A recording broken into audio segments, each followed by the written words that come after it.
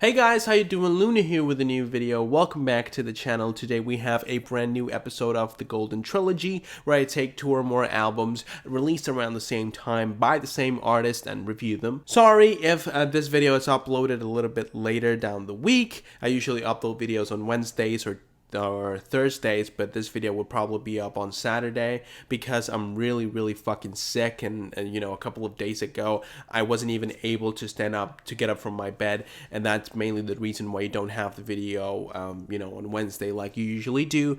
Even now my voice is kind of fucked up. So if you notice something different about my voice, it's probably that, I'm still not fully recovered, but I wanted to make this video because I was just so fucking excited. We're talking about the Stooges. We're talking about one of my favorite bands ever. And not only that, one of the most important and fucking energetic music acts of all time. We're talking about the godfathers of punk music. Not only one of the first ones to do so, but also the ones that did it the best, honestly. And yes, it was a really short-lived discography. They only have 3 albums in their, original lineup. And you also have a record released in 2013 called Ready to Die, which kind of tried its best to capture that old fire the Stooges had in their early albums, but didn't quite make it. But it was a decent attempt. And then you also have the fucking disaster on 2007 that I'm not even gonna name that album because it's just so bad that I don't think anyone should ever go back to it. No, it doesn't matter how big of a fan you are from this band.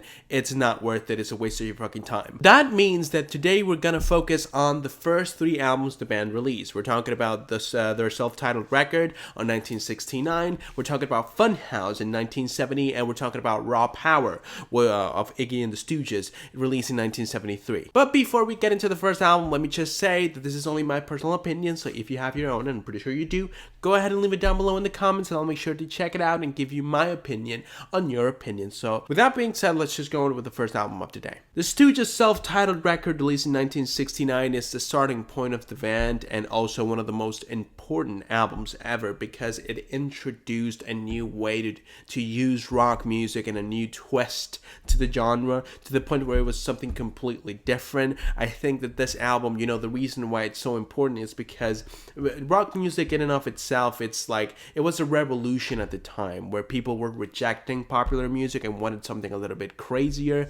And with the 60s and the way that 60s treated rock music, I feel that rock music was the new mainstream. So punk music basically was the rejection of rock music turning into like a mainstream genre, so they decided to go crazier, to go louder, and to go more distorted, and that's exactly what this album is about. It's like a rejection of everything rock music was at the time, so it's aggressive, it's just so violent and sexual and energetic. There's not a single pattern that you can follow in this genre. Actually, the chaos in the songwriting of this album is actually what makes it a proto-punk album. It feels like they didn't have a clear idea of what the song was going to be when they went and recorded it. It's just they were just trying to let everything play out and see the result, and the end result is one of the most exciting songwriting ever in songs like 1969, No Fun, and I Want to Be Your Dog. They had this formula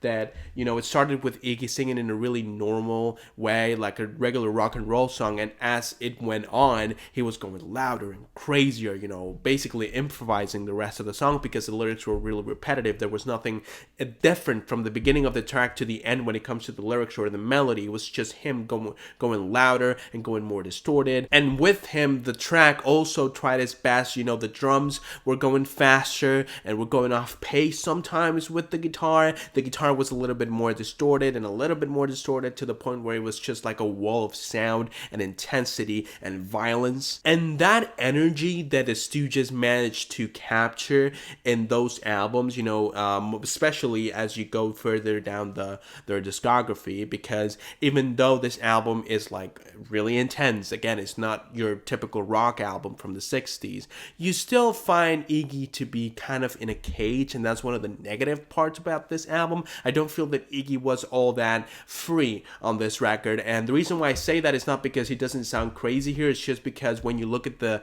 things from Funhouse and Raw Power, it's clear that he was more he had more freedom on those records. Also, another problem I have with this record, it's that sometimes the songwriting is just too simple and too boring. For example, in the track "A Real Cool Time," it feels like the intensity, even though it's there, it's not as powerful as the intensity of the instrumentation. I feel like the performance lacks a little. It lacks a little punch on this album, and that's one of the main reasons why I think the two albums that came after this one are way better.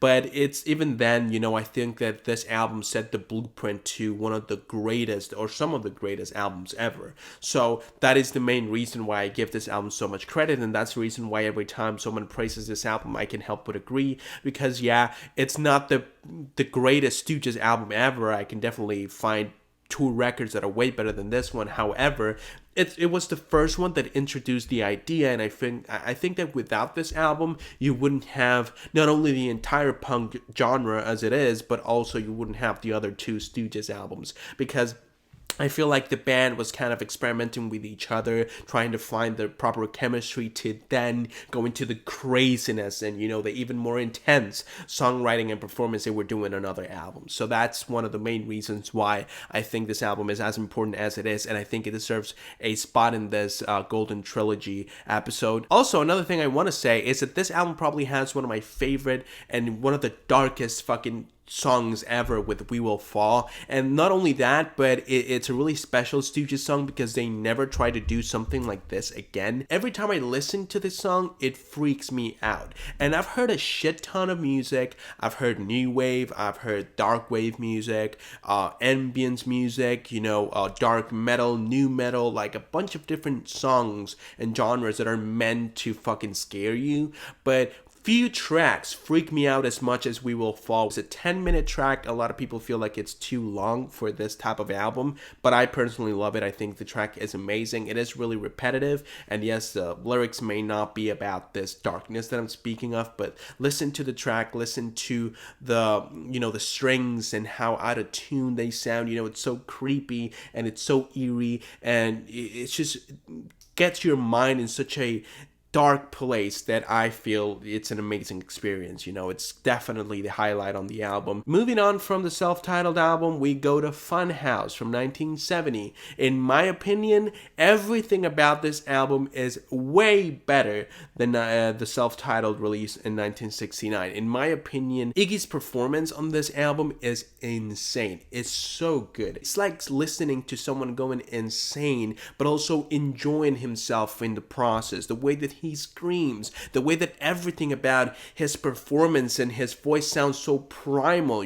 like it's someone coming to terms with the most deep and dark desires that humanity has. Someone that genuinely enjoys pain and enjoys the adrenaline that pain gives you. In my opinion, the album has one of the best openers ever with "Down on the Street." I think that song is amazing. The way that as soon as the song starts, you get a lot of intensity. It's pretty much the same formula as the self-titled release, but it doesn't start slow. It doesn't start quiet. As soon as you get there, it's intense, but it gets even more intense by the end of it because Iggy turns into a fucking demon. It's basically impossible to imagine. Like, one of my favorite things when I'm listening to this album is imagining how Iggy looked like when he was performing these tracks. I would love to have like a movie or a documentary, like the Get Back documentary from the Beatles, when Iggy was performing this fucking album. Like, it would be so interesting because it feels so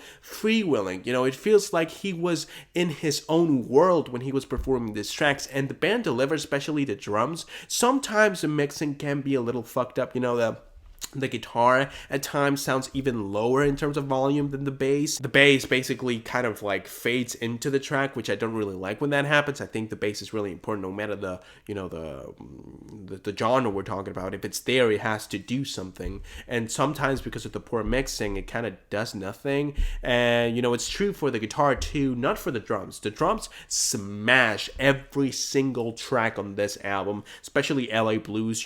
I don't really know how Iggy explained this to the drummer, because this track is basically Iggy yelling and just fucking going crazy and growling and sounding like he's burning, and the drums play so well into this acting performance of sorts, because it just feels like Iggy is going straight down to hell and screaming on its way down. And the guitar also does a great job. But again, like, I feel like the bass and the guitar sometimes fade into the track a little bit too much. A lot of people say that the mess of, the mixing kind of plays in with the mess of the songwriting, and that's the Stooges are not exactly the best produced band ever. But at the same time, if I see a problem, I'm gonna say it. And for me, the mixing on this album is a problem, and a problem that wasn't that evident on the previous record. So yeah, I think that the production on the self-titled record is way better than the one on this one. For the most part, the guitar riffs on this album are really good. The drumming in this record is amazing. The bass, when you can hear it, is really good too. I know that this album has had multiple remasters or legacy editions. I don't even know what the fuck they're called, and maybe that makes it better. I personally haven't heard them all, so I don't know. But for the most part, the mixing is a problem on this album. But any other than that, this album represents the intensity and the violence and the fucking sexual charge that a Stooges song is supposed to have. So that's the reason why, in my opinion, it's not only one of the best Stooges albums ever, but also one of the greatest albums of all time, point blank, period. Now let's go with fucking Raw Power. This is not from the Stooges, this is from Iggy and the Stooges, because Iggy was producing the album. It's basically the same shit, and honestly, Iggy producing the album was kind of like what fucked the album up, and I'll explain that later. But yeah, it's the same thing, but I do have to mention the actual name of the artist under which the album was released because of educational purposes.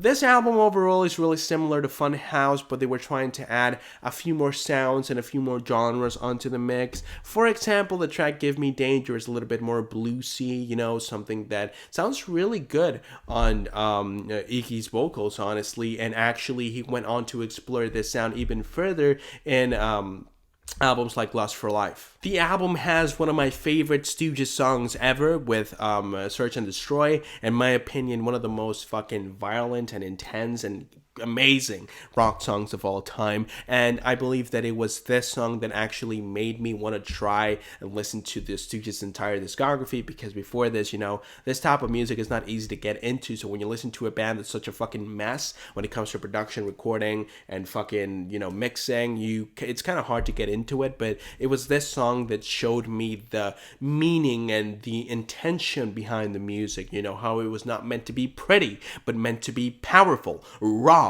fucking intense, violent, and represent the inner demons of humanity. And I feel like, if anything, that's what this album is. It's, well, like the title says, it's raw power. It's supposed to tickle that part of your brain that isn't really that holy, and it does that really well with tracks like Give Me Danger, Your Pretty Face Is Going to Hell, which is an amazing fucking track, an amazing performance. And in my opinion, the guitar work on this album, the way they added a little bit more acoustic guitar to the mix, the way that the fucking drums and the bass were having such chemistry, and this is hard to explain unless you listen to the album, but it feels like the bass was kind of disconnected from the rest of the, of the instrumental. Most of the times in the Stooges song, the bass is kind of like following the guitar, but in this one, I feel like there's a lot of like chemistry between the drums and the bass, and I really like that. You also have other instruments added to the songs, even if only briefly, with tracks like Penetration, and just like Funhouse. I feel like Iggy's performance for the most part on this album is so diverse, and you never really know what to expect, even when you have listened to the albums as many times as I have, and this is one of my favorite albums ever. You don't know what to expect, or you don't know what's next.